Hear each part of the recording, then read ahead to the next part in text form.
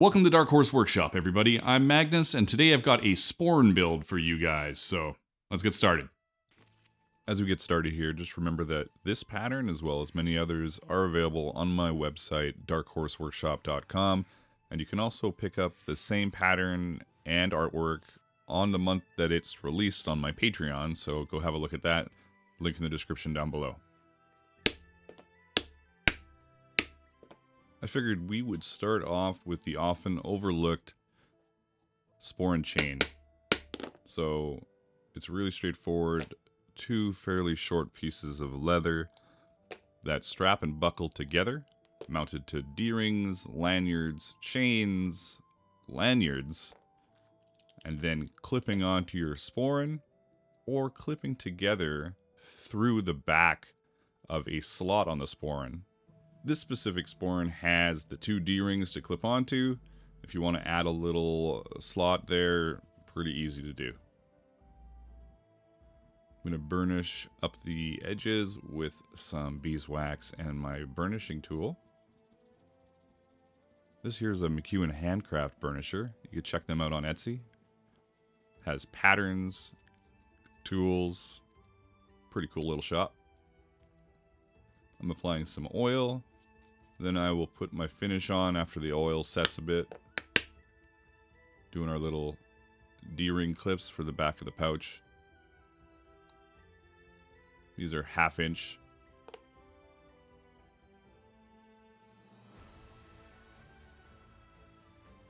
Really light coat of Resin here just to protect it. I don't want it to be too glossy. Could probably get away with not even Resilining it if you buffed it and oiled it, honestly, but better safe than sorry. Look at me, I'm using regular Leathercraft rivets. Usually I've got weird peening rivets. These are just regular rivets. Figured I would use them for once.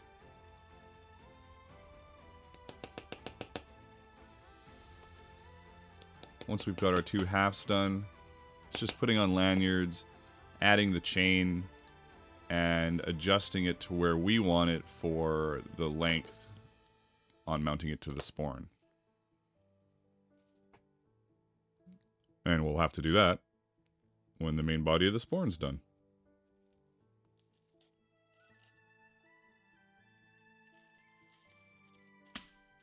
I haven't been very consistent with it, but remember, all my one-off builds get put on my website for sale, so there'll be this single Sporran on my website for sale.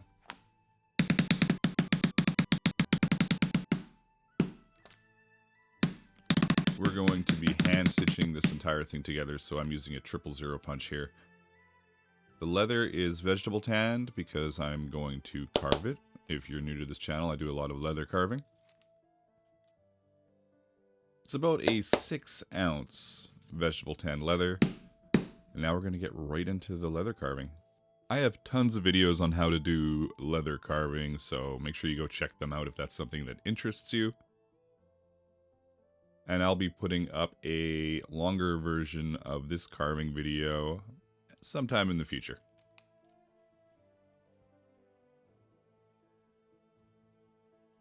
There will be a list of tools and supplies in the pattern itself, as well as in the description of this video. I have links to tools and supplies if that's something that interests you.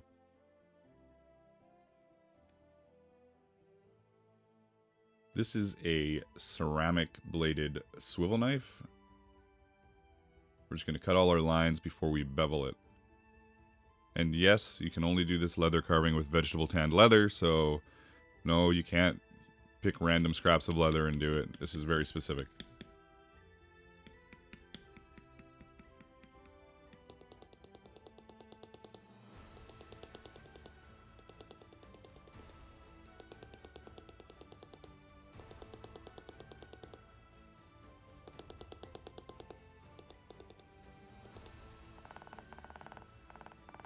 So while the leather is wet, but not too wet, I'm imprinting it with this beveler to give the lines some depth, and then I will bring it out some more with some dye and antique stain.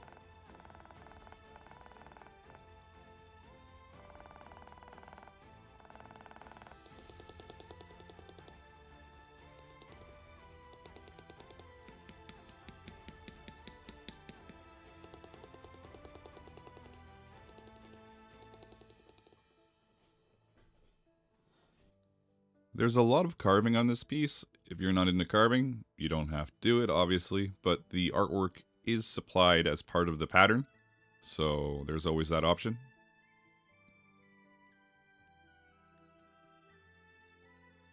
With the tracing film there, you can either place it over your artwork and trace it, and then put it onto your leather, or you can actually do what I do, which is tape the tracing film onto a piece of paper and run it through a laser printer and print it off that way.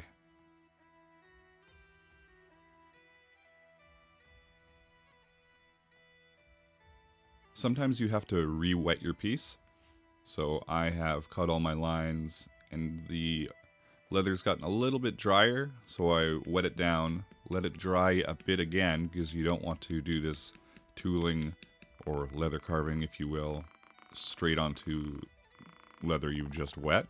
You want to wait a little bit, so I've waited maybe 10 minutes and then I'm ready to go.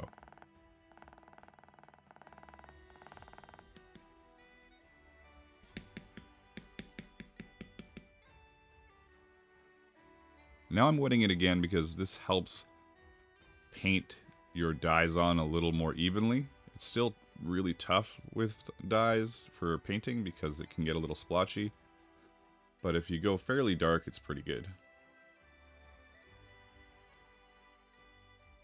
Be very careful when painting with dyes. It does want to bleed and race away from you.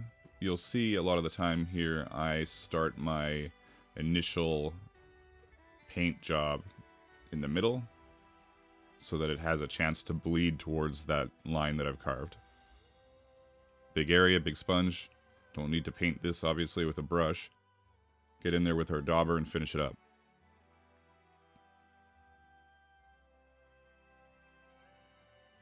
Once again, wetting our leather so we can paint with dyes.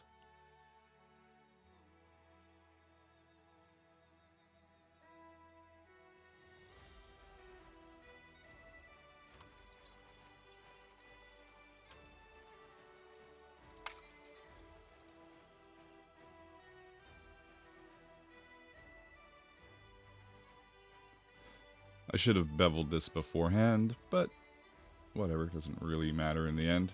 I'll just have to re-dye the edge.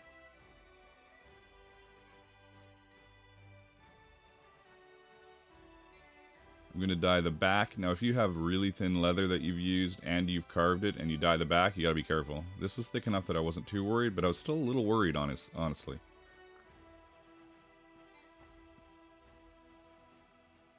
Right about now is when I should probably oil it, but I forget to, so we're going to go straight into putting a resist on. Once the resist is on, we can put our antique stain on it, which will get into all our little cracks and grooves and really bring that leather carving out. And then once that's wiped away, we're going to put the same resist on again as a finish to protect it. This time I do, that's a little too much, but that's okay. I make do without absolutely making a mess.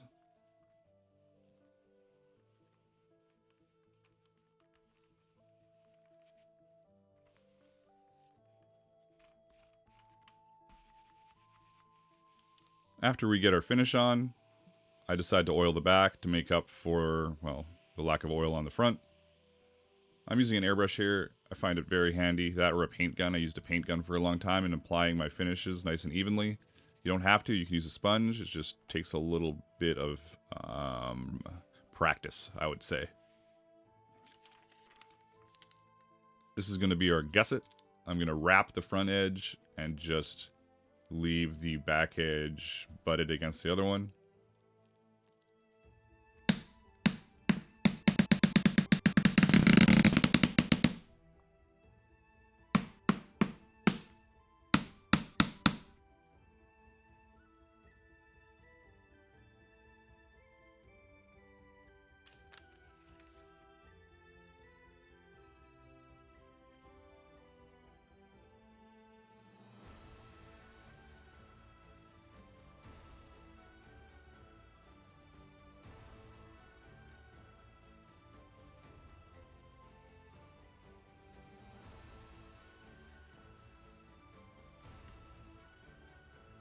I'm just doing a pretty simple, lazy saddle stitch. Proper saddle stitch, you'd kind of go through each hole with 2 needles, one at a time, back and forth. I run my stitch down with 1 needle and then just catch up to it with the other one. Unless you're really worried about how the tension of your thread, it's not really that big a deal to do what I'm doing here. And just make sure that when you're doing it, if you do this lazy version of a saddle stitch, that you don't stitch through your thread. Because if you stitch through your thread and you don't notice it, it can cause all sorts of problems.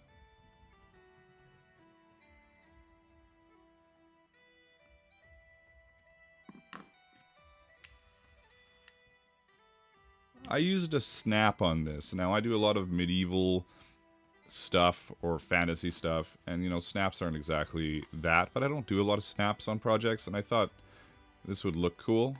Feel free to put a different kind of closure on it if that's your thing, or if it's for a certain specific time period. I also used way too much Loctite on there. Whenever you're putting conchos on, it's always a good idea to put some Loctite in there. Doesn't have to be the super strong type like I tend to use, but just a bit.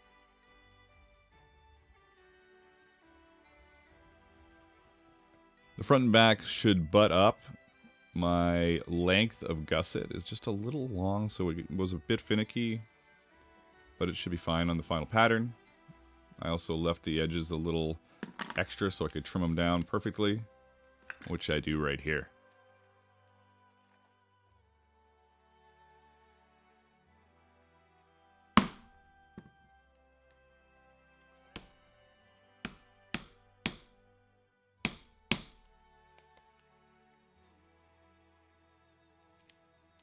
Tassets can be as simple or as fancy as you want to make them. I think I kind of landed somewhere in the middle on these. But no sporran is complete without tassets. Pretty simple. Just rolling it up with some glue, and then I am tying it down with some wax thread. The final version of these in my pattern are longer, so you can tie them easier and position them and get it exactly how you want it. With the length that they were a little awkward to tie inside my sporran, but I was successful with a lot of swearing under my breath. Holes that would have been in there earlier, but I was still figuring out where I wanted to place these, obviously.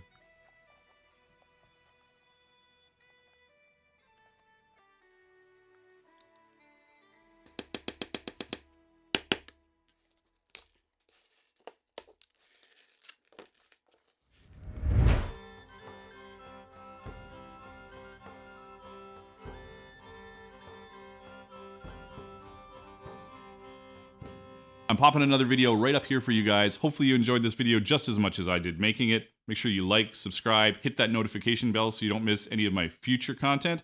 And until next time, keep on being creative in whatever it is you do.